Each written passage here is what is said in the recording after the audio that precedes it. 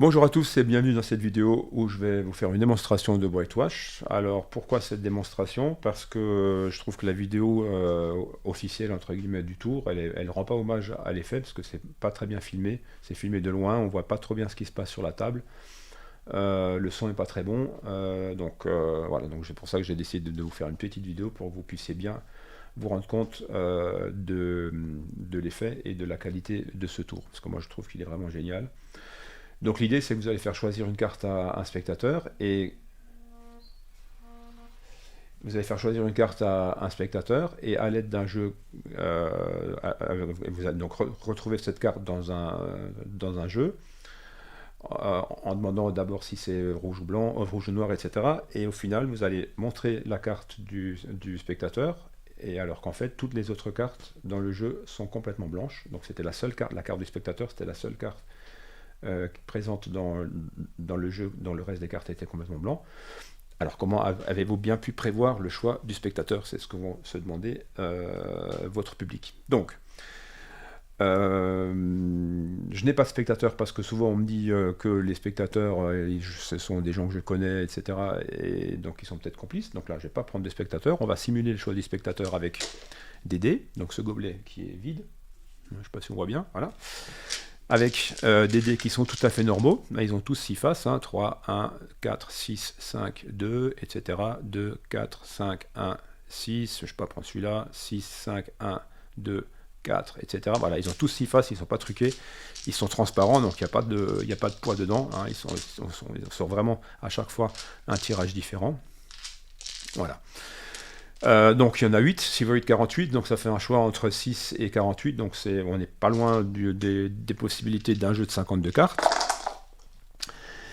Et on va donc demander au spectateur, donc on va simuler, parmi un jeu où toutes les cartes sont différentes, et toutes les cartes sont normales et différentes, on va lui demander de choisir une carte. On y va.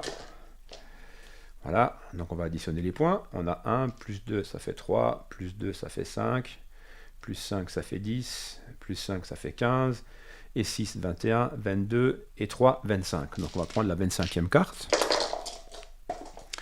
1, 2, 3, 4, 5, 6, 7, 8, 9, 10, 11, 12, 13, 14, 15, 16, 17, 18, 19, 20, 21, 22, 23, 24, 25.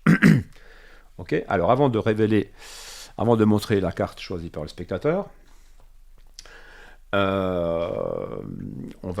vais vous expliquer comment on va procéder. On ne va pas procéder exactement de la façon normale, puisque je vais devoir prendre connaissance de la carte avant qu'on le fasse réellement dans l'exécution du tour, puisque moi je vais donc prendre un autre jeu ici.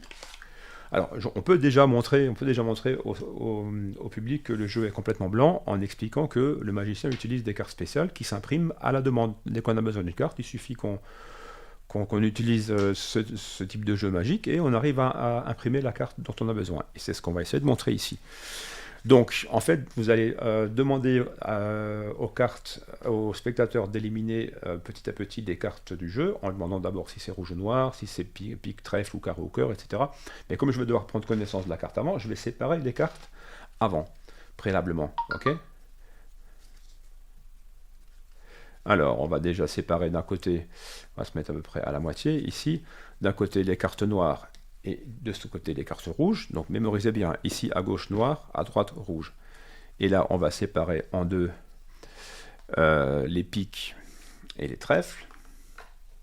Et ici on va séparer les carreaux et les cœurs. Donc ça vous le faites pas, vous séparez au fur et à mesure, mais vous séparez avant de demander. C'est ça qui est important pour qu'on ne soupçonne pas de choix équivoque. Vous séparez les cartes avant de demander.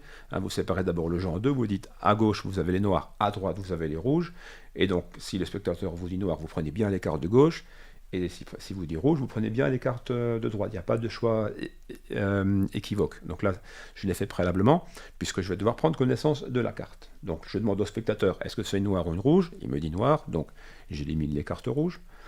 Je lui demande entre pique et trèfle, donc il va me dire pique, donc j'élimine les trèfles. Parmi les cartes qui restent, les trèfles, je lui demande si c'est une carte haute ou une carte basse. Donc les cartes basses, c'est de l'As jusqu'au 7.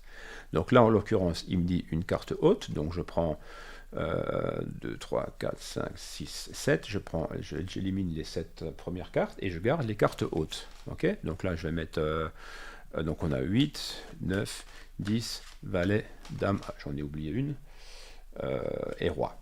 Ok.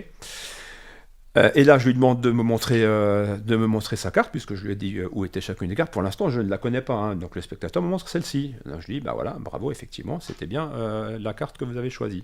Mais là, c'est maintenant que vous allez assassiner tout le monde en montrant que toutes les autres cartes sont blanches. Et ça, vous l'avez déjà montré, enfin, sauf si vous l'avez déjà montré avant, là, vous présentez comme vous voulez.